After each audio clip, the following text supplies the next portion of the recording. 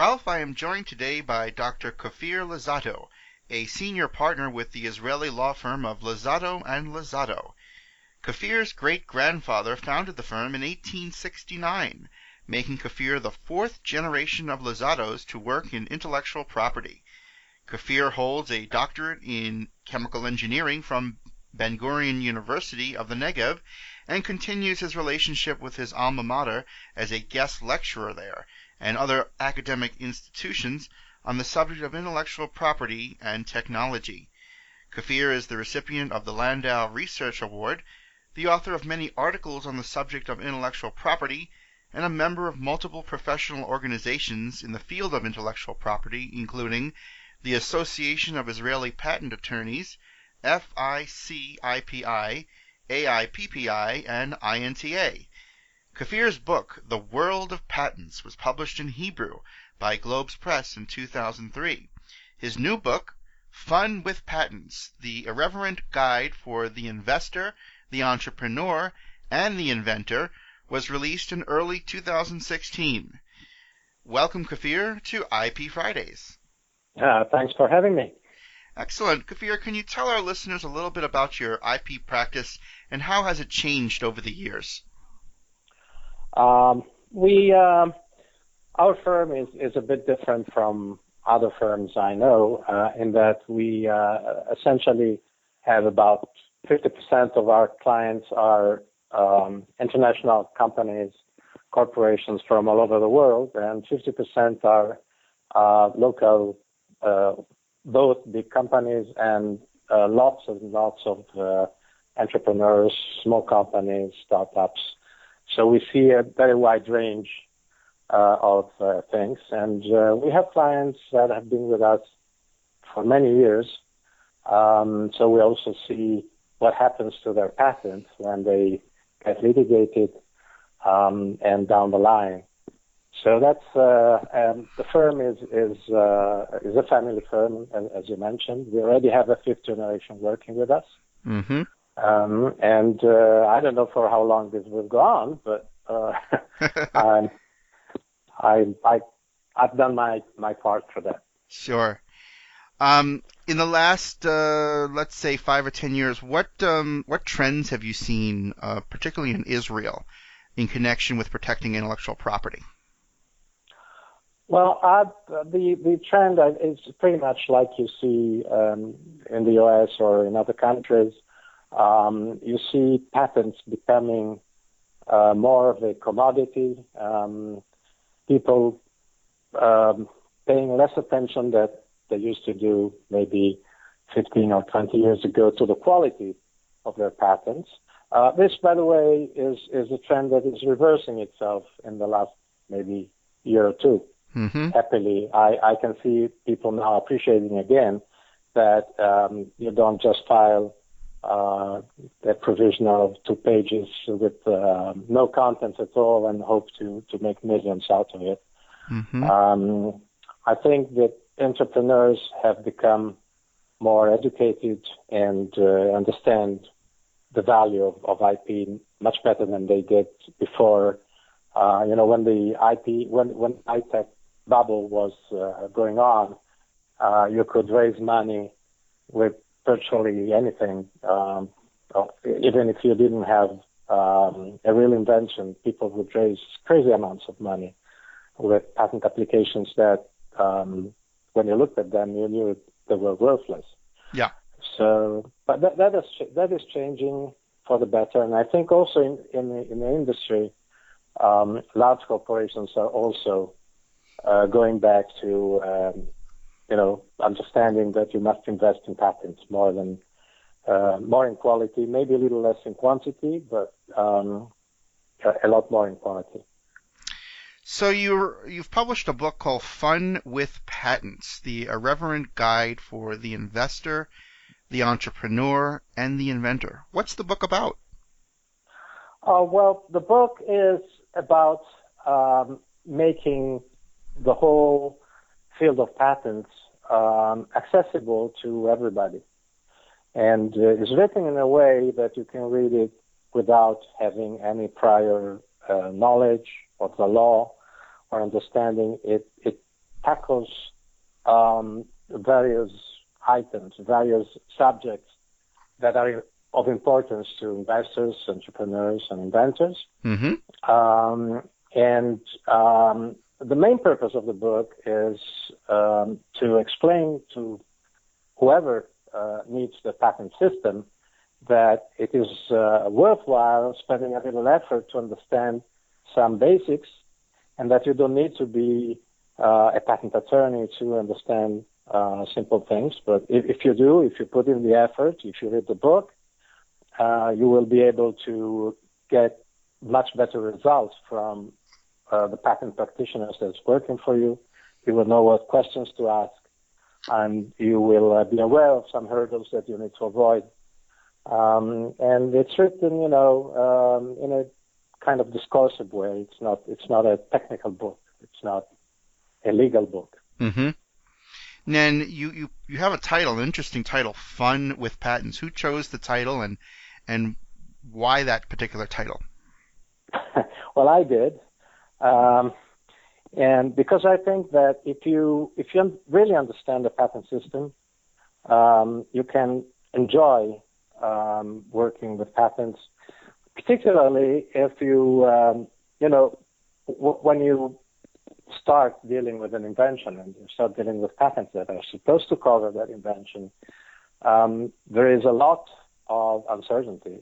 It's a bit like, a chess game, and you need to plan ahead, and you need to know all your steps. And when your plan really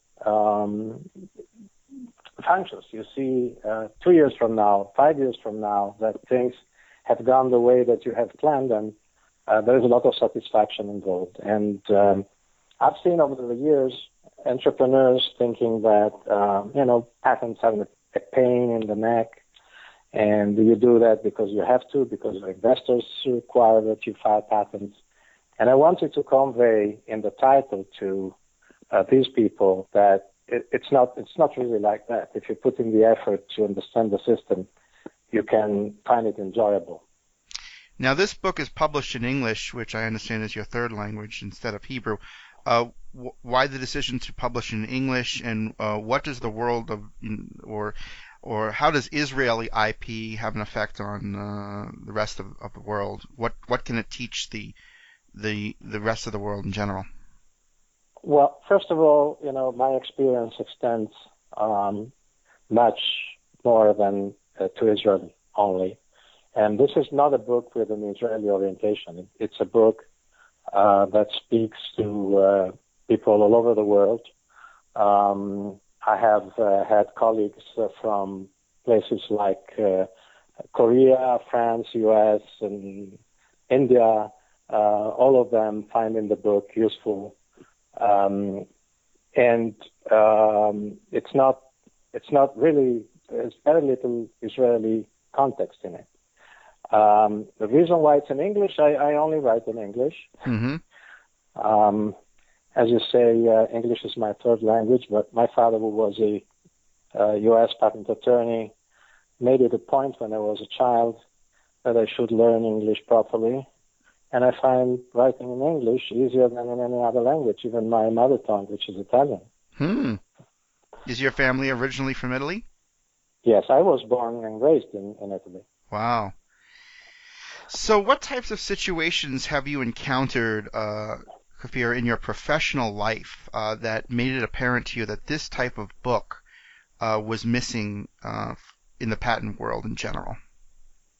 So you meet with people from all kinds of companies and enterprises, and you hear lots of nonsense, really. People being told really stupid things, and you see that they acted on the basis of rumors that have no basis whatsoever in reality.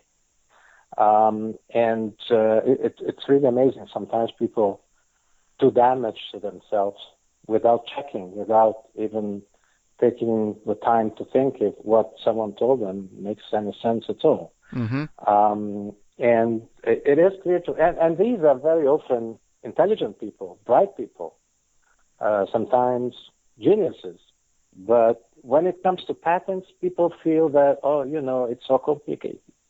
It's something that only the experts can deal with. So let's hear what someone who thinks is an expert says, and then we act upon what this guy says, and this guy's an idiot.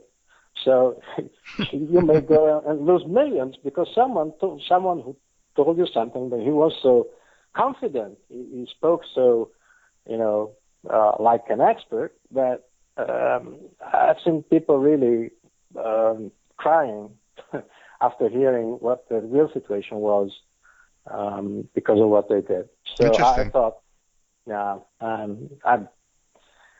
for instance, there was an idea in Israel several years ago that if you file a provisional application, U.S. provisional patent application, then because you're not required to include claims in your application, then, you can also not include a description. You just write up a few words saying, this is what I want to do, and you file a provisional application without any support. And as you may know, as I'm sure you know, there is a written description requirement in U.S. law. And if you don't fulfill the written description requirement, you're in trouble. Mm-hmm. And what happened was people filed a provisional of this kind, couple of pages, and with a sketch or something and a few words. And then they went out and they showed their invention all over the world. They put up websites. They described it, destroying the novelty of invention altogether. A year later, when they filed a complete patent application, they discovered that they didn't have a priority, really. They had a number. Sure. They had a serial number that didn't mean anything. Yeah. So your book is different, or how is the book different from your book called The World of Patents, which you published in Hebrew in 2003? What are the salient differences? Well, the World of Patents was meant for the Israeli public.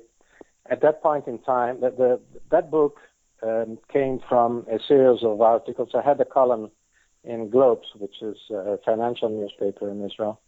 And the column was very well received. I had lots of comments from readers.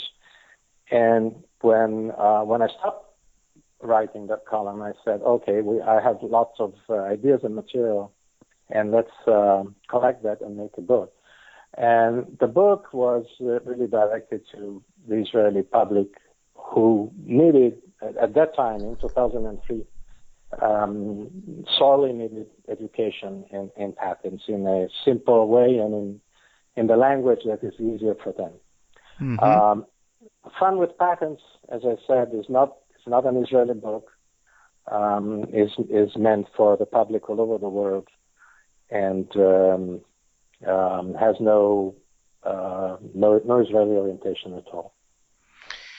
Kfir, how can listeners obtain a copy of your book so they can also have fun with patents after reading your excellent book? The book is available for sale in hard copy and as an ebook as well at Amazon.com, and as an ebook everywhere else, iTunes or wherever you want, wherever ebooks are sold. Excellent. Kfir, thank you so much for joining us today on IP Fridays. Thank you for having me.